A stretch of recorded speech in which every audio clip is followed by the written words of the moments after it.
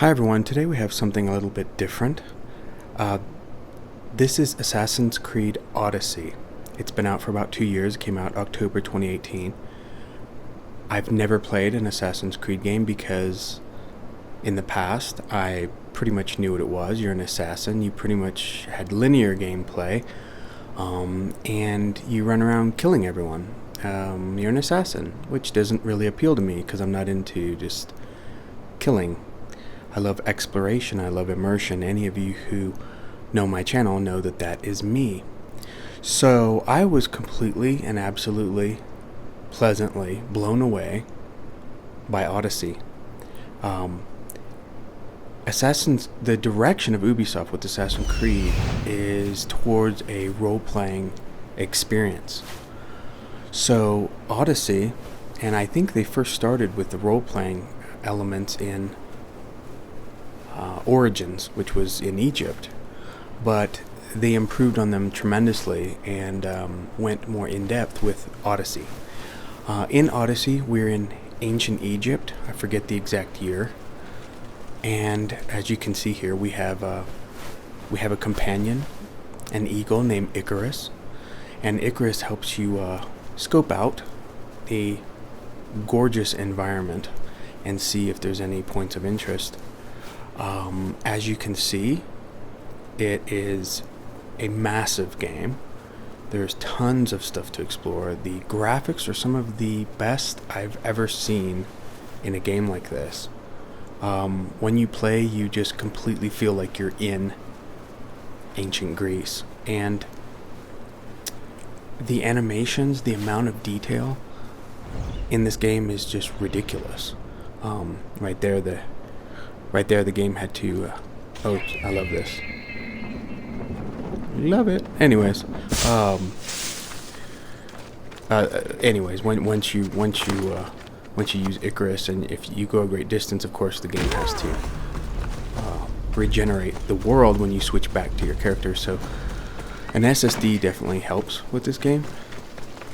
I'm playing at 2K max settings on everything, and the graphic fidelity is insane. You can completely customize your character. You can start off as a male or female. I forget their names. I'm sorry. I just started playing this recently. And you can completely customize everything. There's hundreds of pieces of armor and gear, and if you say you fall in love with one sword, but it's a weaker level sword, in most games you're screwed. As you level up, that sword's useless, but in this you can actually engrave and upgrade your equipment, so a first level sword can still be viable at level 99.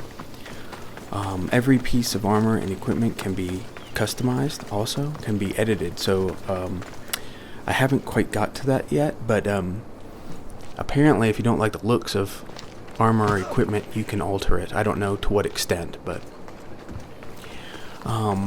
the details in this are just crazy.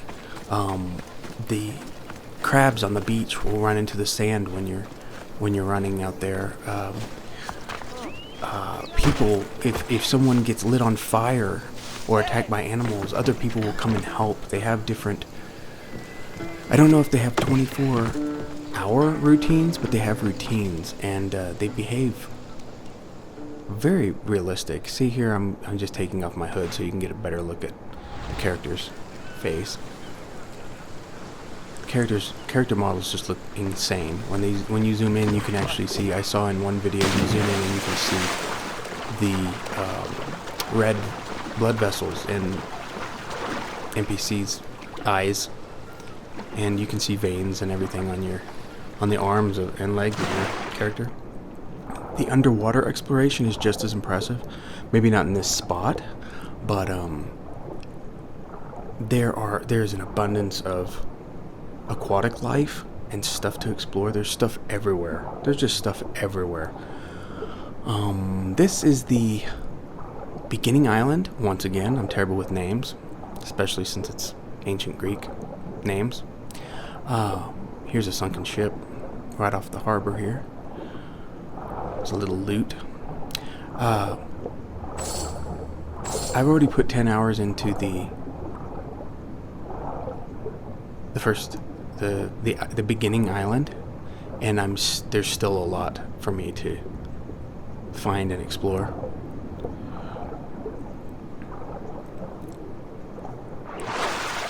The music is really good. However, whenever I play a game like this, I like to get fully immersed, and sometimes the music kind of kills that for me, so I've just left sound effects on only. I've also minimized the HUD. You can completely customize the HUD. I've left about 3 elements on just so I can identify main points of interest and, you can see, like, here's Icarus spying for me, and it'll identify points of interest. What else? I forget what I adjusted, but you can fully adjust everything.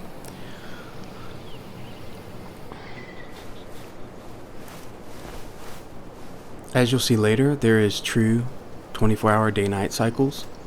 There is, I don't know if the weather is dynamic, but there is variable weather. The fog in this, you guys know, if you watch any of my sci-fi or other game videos, you know I love fog. The fog in this is the most realistic I've ever seen. Unfortunately, I didn't capture any for this. This is my first Odyssey video. I don't know that I'll make another. I just simply wanted to introduce this to you guys.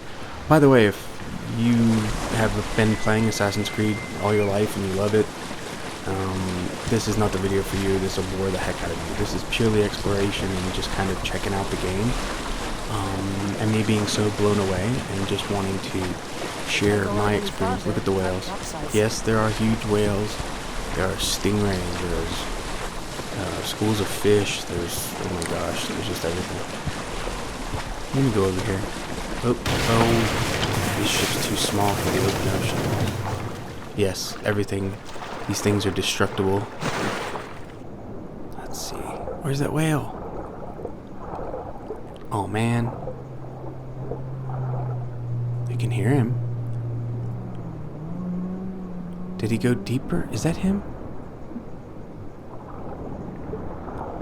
You do have only a certain amount of oxygen, so, and I've turned those HUD details off, so we're really having some fun with this swimming here. Okay, this is getting dark. Anyways, I couldn't find the whale. Here's sort of like a meditation.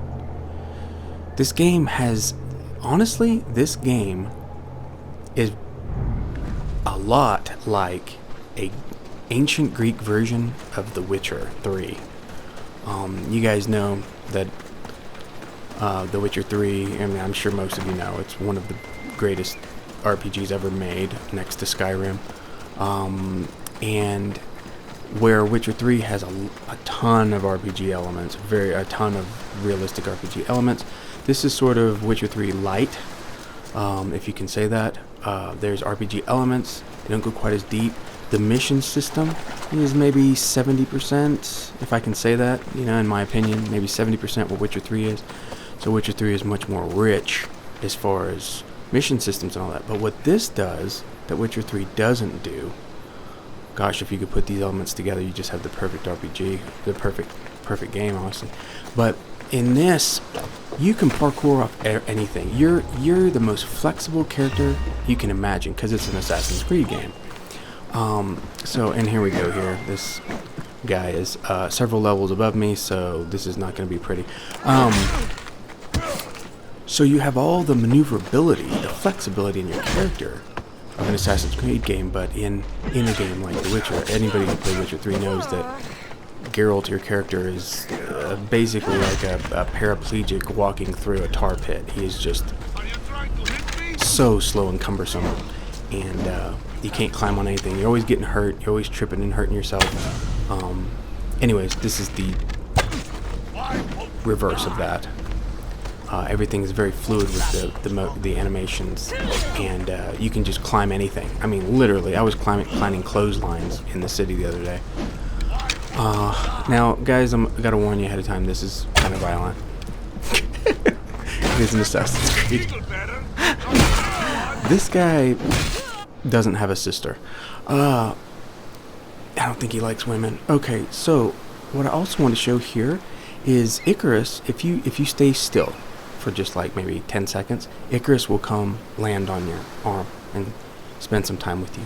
You can also hit the Y button, and if you're using the gamepad, and pet him and feed him.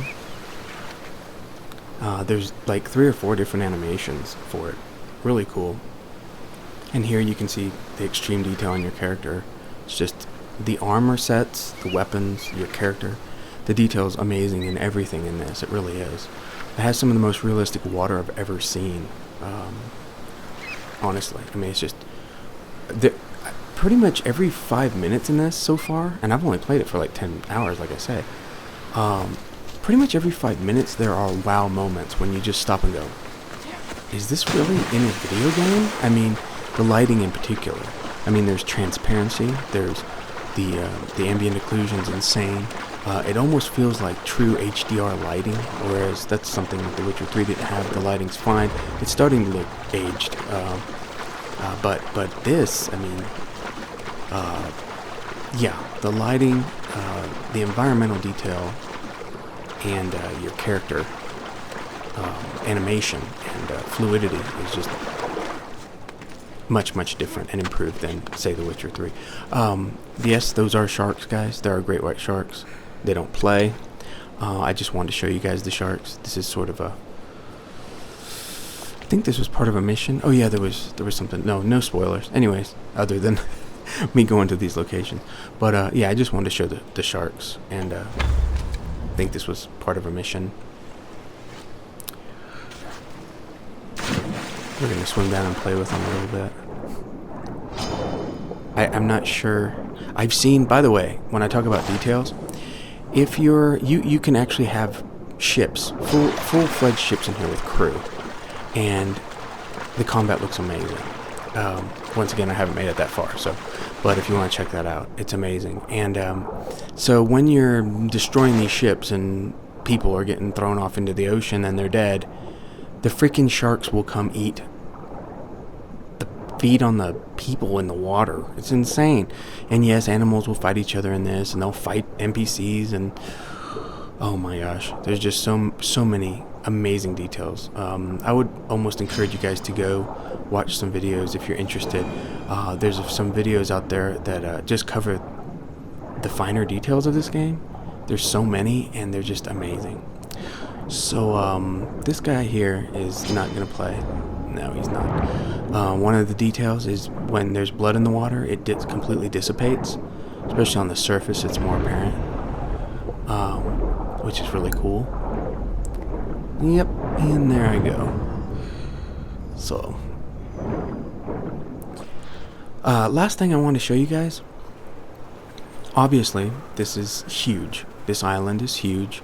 There's a little smaller island off to the side, and this is where you begin. I forget the name of it, sorry. But plenty to explore, especially with that little side, companion island. Plenty to explore, towns, tons of, I even found it looked like a little pond, but I dove into it, and it's actually, down there was a civilization, like a lost civilization, ruins down underwater, and it was super deep. Okay, so here's the island, and there's that little companion island, and you might say, okay, cool. It's not huge, but plenty to explore. It's a nice size. No. Look at this map.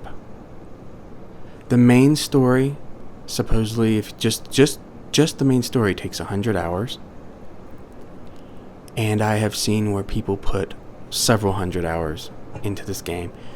At least 200 hours I seem to see on average going on with the main game and the side quests, not even including DLC. Just amazing. I'm completely floored with this game, guys.